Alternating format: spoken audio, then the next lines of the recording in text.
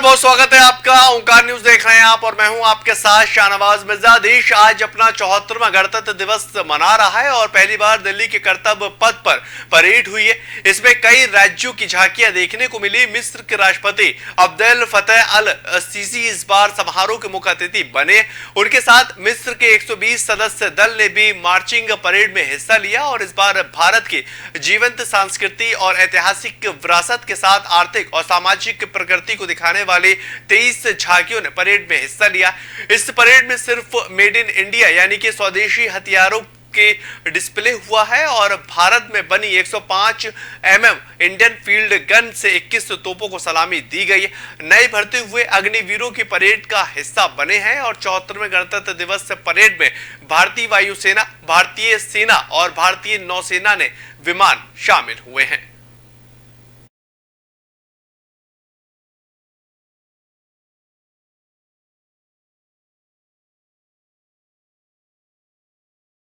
यूं तो देश को आजाद हुए 75 वर्ष बीत चुके हैं, लेकिन आज भी जब स्वतंत्रता सेनानियों के जवाबी की किस्से जहन में आते हैं तो लगता है जैसे कल की ही बात हो और हमारे देश में इतने सारे गुलामियों की जंजीरों को तोड़कर आजाद हुआ है। लेकिन क्या आप जानते हैं कि देश की आजादी, संविधान बनाने के पीछे कितना संघर्ष और समर्पण छुपा हुआ है? कहां छुपी है ये पूरी कहानी और किस तरह से बना है हमारे देश का संविधान, इस खास रिपोर्ट से समझें।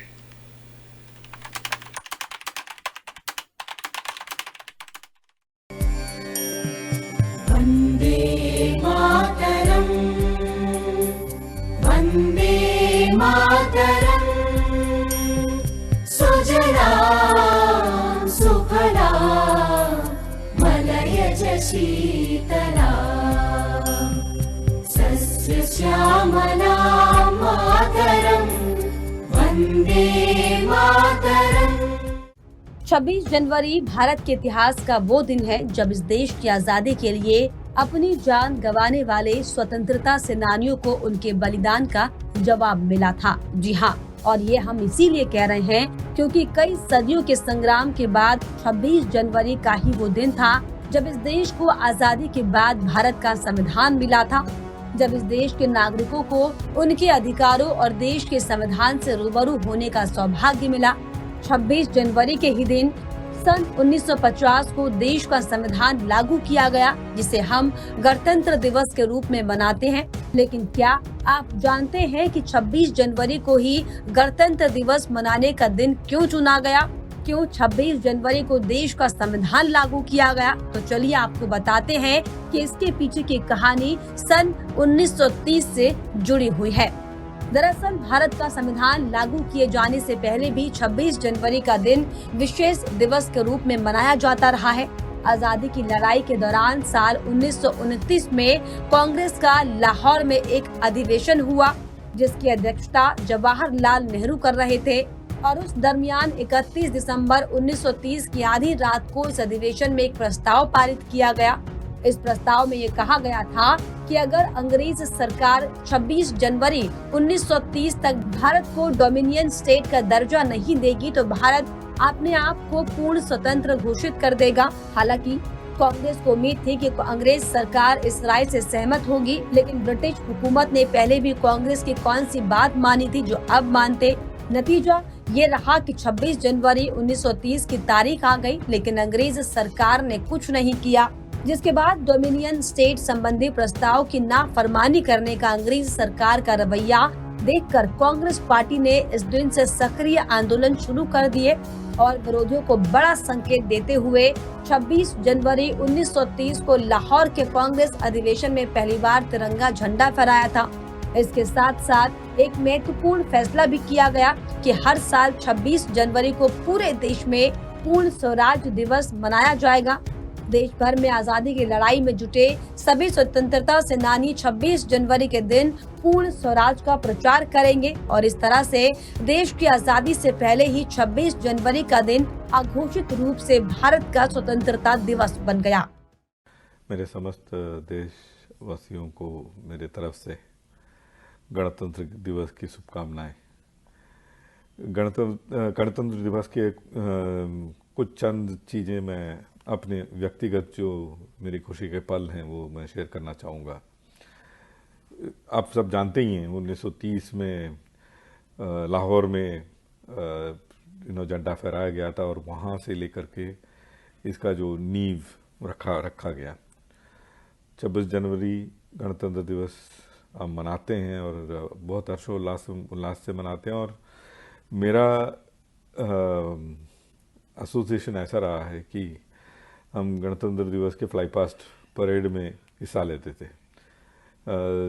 ज़मीनी परेड में तो कभी हिस्सा लिया नहीं, स्कूल में हिस्सा लिया ज़रूर, लेकिन फ़ौज में आने के बाद हम सिर्फ आसमान से 800, 850, 900 किलोमीटर प्रति घंटा राजपथ के जो पूरा लंबाई है चंद सेकंड में चीर कर जाते थे।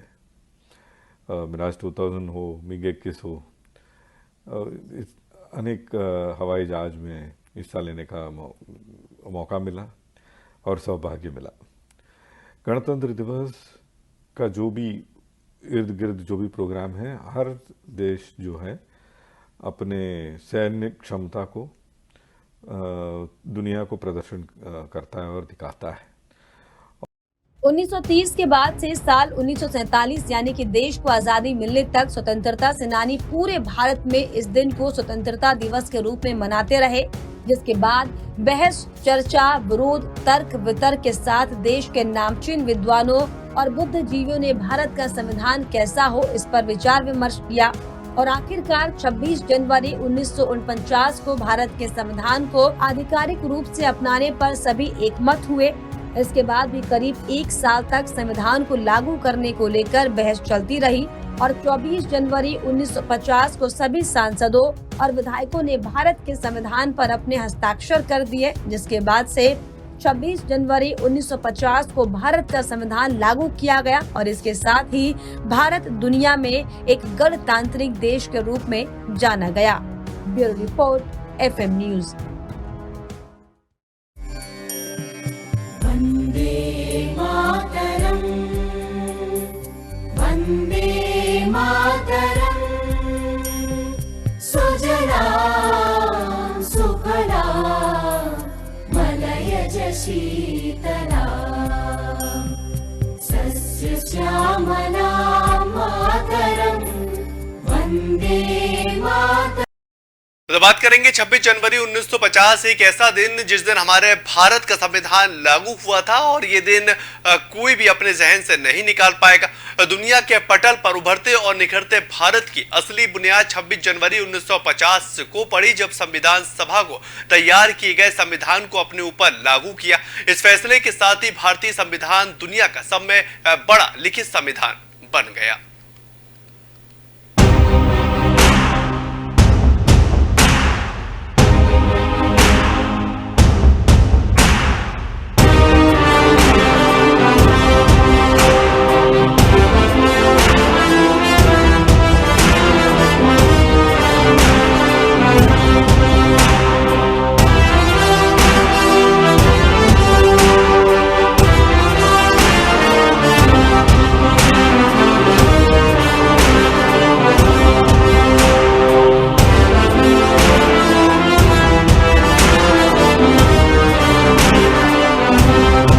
कर्तव्य पथ की यात्रा में हमने तमाम मुश्किलों का जिक्र किया, हमने सभी चुनौतियों का डटकर सामना भी किया, लेकिन आज भी जब देश के अंदर ये आवाजें उठने लगी तो कुछ लोगों को डर लगने लगा। लोकतंत्र में अपनों के बीच डर की बात अगर एक नैरेटिव सेट करना नहीं है या प्रोपेगेंडा नहीं है तो फिर सरकारों को सोचना ही होगा कि किसी को डर और भय क्यों लगता है। जब अवसर की समानता और योजनाओं का लाभ सबको एक समान मिलना तय है तो फिर ऐसी आवाजें चर्चा का विषय क्यों बन रही है, ये बड़ा सवाल है। हर नागरिक को लैंगिक भेदभाव, जाति, पंथ निरपेक्ष होकर सह अस्तित्व के भाव के साथ जब जीवन जीने का हक मिला है तो फिर बढ़ते भारत में ये बातें क्यों उठ रही हैं? आखिर राष्ट्रवाद के विचार को इस देश में संदेह के घेरे में क्यों रखा जा रहा है? क्या देश को ये नहीं पता कि जिधर हमारे कदम आगे बढ़े हैं उधर पड़ोसी भी देख रहे हैं? विरोध और नफरत की वशीभूत होकर भारत के टुकड़े करने की हसरत पाले लोग आज अपने हुक्मरानों की कारस्तानी के चलते यहाँ आटा और चावल के लिए दर दर की ठोकरें खा रही हैं और धर्म के नाम पर भारत के जिस क्षेत्र पर जबरन कब्जा करने के लिए लोगों को भारत के खिलाफ सरगर्म करते रहे, आज उन्हीं वादियों से भारत के साथ जुड़ने की आवाजें आ रही हैं। इन आवाजों के मर्म को समझिए। सीमा पार के लोग भी भारत के गणतंत्र के मूल्य को समझ रहे हैं और भारत के विकास के साथ खुद को जोड़ने की हसरत रख रहे हैं, क्योंकि भारत परंपरा के साथ आधुनिकता के हर पहलू को समेटकर दुनिया को राह दिखा रहा है। न वामपंथ और न ही दक्षिणपंथ, भारत अब इन सब को इनके मानकों में समेटकर अग्रणी हो रहा है। इसलिए लोकतंत्र में गणतंत्र की यात्रा मंगलमय ही रहेगी, लेकिन इसमें कहीं विराम और विश्राम की गुंजाइश नहीं है, क्योंकि अभी हम देश में शिक्षित लोगों की संख्या बढ़ाकर 90% से अधिक करना है। बेरोजगारों की फौज को कम कर हर युवा हाथ को उसकी योग्यता के अनुसार काम से जोड़ना है। महिलाओं को उनका पूरा हक दिलाना है ताकि उनके सपने का भारत 21वीं शताब्दी की बड़ी हकीकत बन सके। इंडस्ट्रियल ग्रोथ के साथ किसानों की आय दोगुनी करना अब भी एक चुनौती है, हालांकि ये सपना हकीकत में तब्दील होने की कगार पर है। जरूरत इस बात की है कि भारतीय संसदीय प्रणाली में हम सड़क से लेकर संसद तक सिर्फ एक लक्ष्य के लिए संघर्ष करते दिखें, और वो है दुनिया के विकसित देशों की कतार में अव्वल खड़े रहना। ऐसा तभी हो सकता है जब 135 करोड़ से ज्यादा की आवाम में सबको विकास के लिए समान अवसर मिले। हमारे सपनों को साकार करने की प्रेरणा हमें जगानी होगी, क्योंकि अब हम रुक नहीं सकते। दुनिया को शांति से जीते हुए देखना है और हमें जागना होगा। शायद यही समय की मांग है। ब्यूरो रिपोर्ट, ओंकार न्यूज।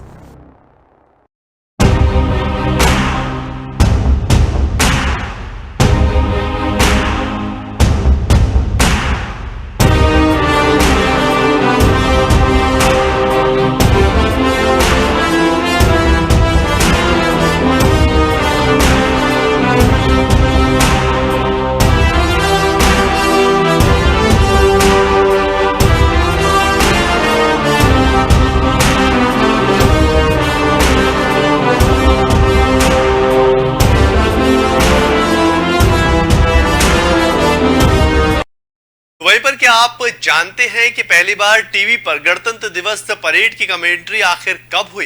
यानी कि पहली बार गणतंत्र दिवस का टीवी पर प्रसारण कब हुआ? जी हाँ, लाइव प्रसारण। तो चलिए आपको हम बताएंगे इस रिपोर्ट में कि पहली बार टीवी पर प्रसारण कब हुआ था।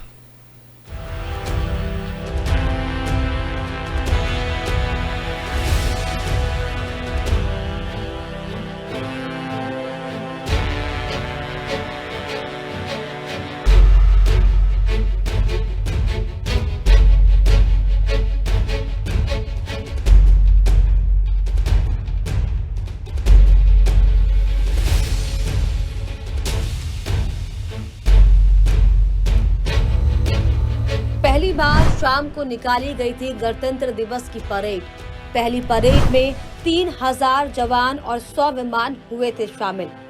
पहली परेड से ही गणतंत्र दिवस में मुख्य अतिथि को बुलाने की परंपरा।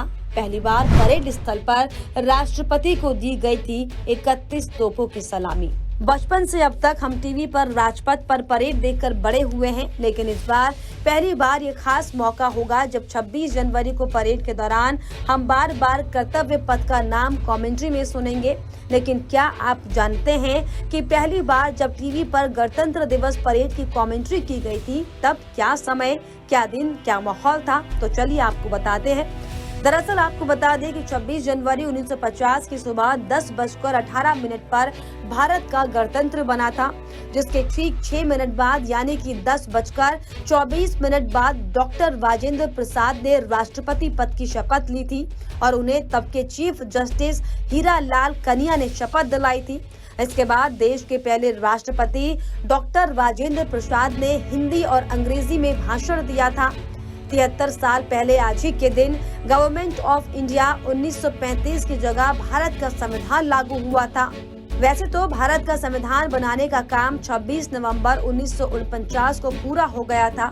संविधान सभा ने इसे मंजूर भी कर दिया था, लेकिन ऐसा कहा जाता है कि चूंकि 26 जनवरी 1930 को कांग्रेस ने पूर्ण स्वराज का नारा दिया था, इसीलिए 2 महीने का इंतजार करने के बाद 26 जनवरी 1950 को देश के आखिरी गवर्नर जनरल सी राजगोपालाचारी ने भारतीय गणतंत्र की घोषणा की थी।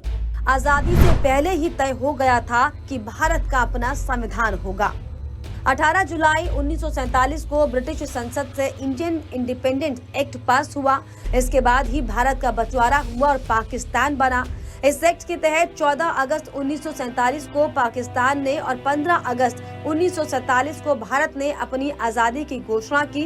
हालांकि आजादी से 1 साल पहले ही 9 दिसंबर 1946 को तय हो गया था कि भारत का अपना संविधान होगा। इसके लिए संविधान सभा बनाई गई थी। 2 साल 11 महीने और 18 दिन तक चली बैठक के बाद भारत का संविधान बना। 26 नवंबर 1949 को संविधान सभा ने भारत के संविधान सभा को मंजूरी दी थी। शाम को निकली थी गणतंत्र दिवस की पहली परेड। वर्तमान में गणतंत्र दिवस की परेड सुबह निकलती है, लेकिन पहली परेड शाम को निकाली गई थी। 26 जनवरी 1950 के दोपहर 2:30 पर राजेंद्र प्रसाद बग्घी में सवार होकर राष्ट्रपति भवन से निकले थे। कनॉट प्लेस जैसे इलाकों से होते हुए राष्ट्रपति 3:45 पर नेशनल स्टेडियम पहुंचे। तब नेशनल स्टेडियम को इरविन स्टेडियम कहा जाता था। राष्ट्रपति जिस बग्घी में सवार थे वो उस वक्त 35 साल पुरानी थी। 6 ऑस्ट्रेलियाई घोड़े उस बग्घी को खींच रहे थे। परेड स्थल पर राष्ट्रपति को शाम के वक्त 31 तोपों की सलामी दी गई थी। 1950 में हुई पहली परेड में जनता को भी दरअसल शामिल किया गया था। पहली परेड में 3000 जवान और 100 विमानों ने हिस्सा लिया था। परेड स्थल पर राष्ट्रपति को शाम के वक्त 31 तोपों की सलामी दी गई। गणतंत्र दिवस समारोह में मुख्य अतिथि के बुलाने की परंपरा दरअसल पहली परेड से ही शुरू की गई थी। पहले गणतंत्र दिवस समारोह में इंडोनेशिया के तब के राष्ट्रपति डॉक्टर सुकर्णो विशेष अतिथि बने थे।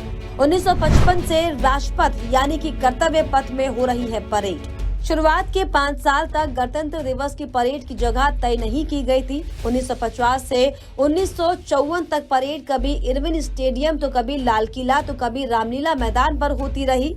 1955 में यह तय हुआ कि परेड राजपथ से निकलेगी और लाल किले तक जाएगी और तभी से हर साल राजपथ पर परेड निकाली जाती थी। 1955 में लाल किले पर मुशायरे का आयोजन भी किया गया था।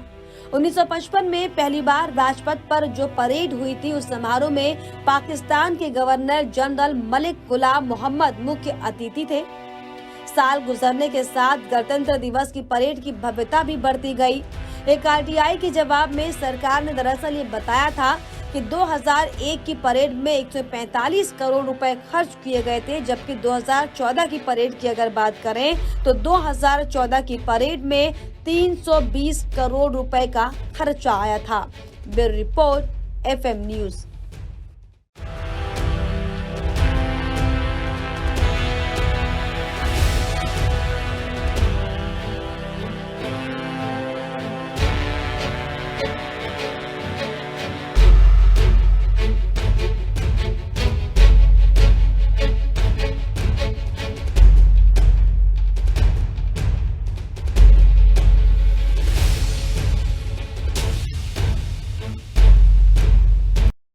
वहीं पर हर बार की तरह इस बार की गणतंत्र दिवस की परेड भी बेहद खास रही, क्योंकि इस बार की परेड में आत्मनिर्भर भारत अभियान के तहत स्वदेशी रूप से विकसित हथियारों के प्रदर्शन पर जोर दिया गया।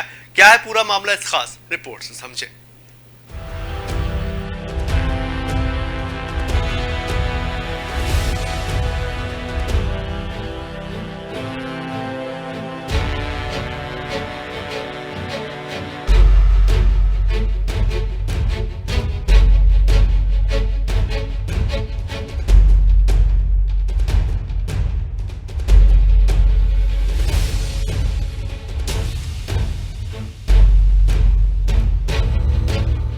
रिपब्लिक डे पर दुनिया ने देखी भारत की ताकत।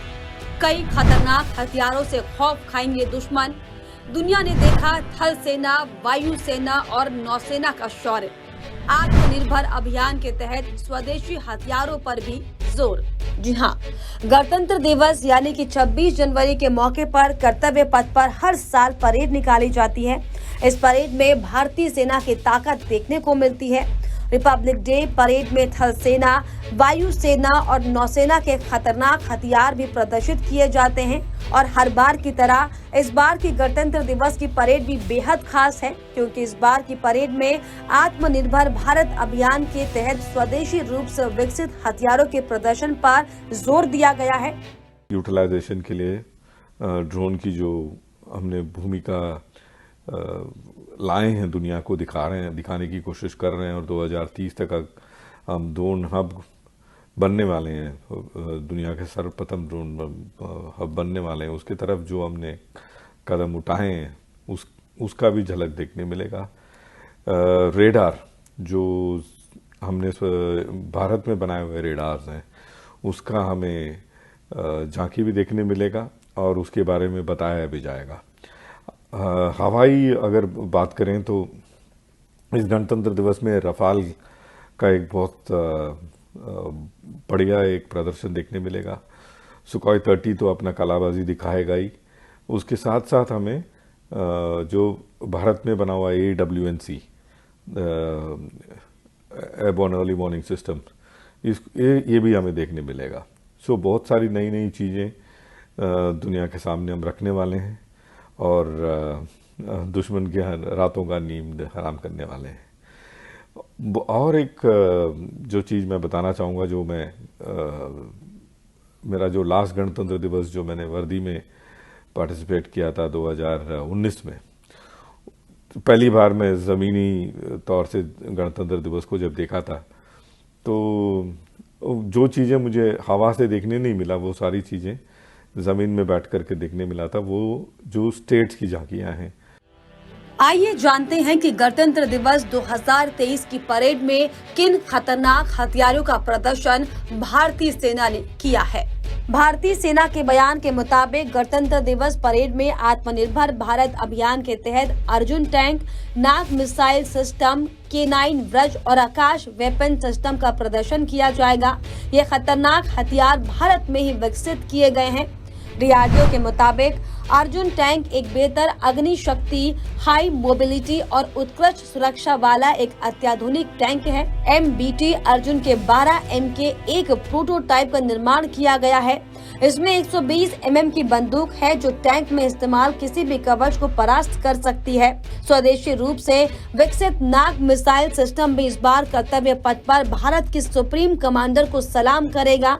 नाग मिसाइल सिस्टम की खास बात यह है कि ये BMP 2 कैरियर पर लगा हुआ है। ये fire and forget top attack technique पर आधारित है। ये 4 किलोमीटर की परिधि में मौजूद टैंक के परखच्चे उड़ा सकता है। गणतंत्र दिवस परेड में इस बार K9 व्रज का भी प्रदर्शन कर्तव्य पथ पर किया जाएगा। K9 की मारक क्षमता बेहद ही अच्छी है। ये फायर के बाद अपनी जगह तुरंत बदल लेता है। इसी कारण ये दुश्मन की जाबाजी कार्रवाई से भी बच जाता है। K9 व्रज 40 मीटर की दूरी पर मौजूद पर दुश्मन को तबाह करने की ताकत रखता है। आकाश मिसाइल सिस्टम भी इस साल रिपब्लिक डे के मौके पर परेड में साफ तौर पर दिखाई देने वाला है। ये एक उन्नत वेपन सिस्टम है जिसको डीआरडीओ और भारत डायनेमिक्स ने आत्मनिर्भर भारत अभियान के तहत स्वदेशी रूप से विकसित किया। ये सिस्टम मोबाइल प्लेटफॉर्म पर पूरी तरीके से कॉन्फ़िगर किया गया है। Bureau report, FM news.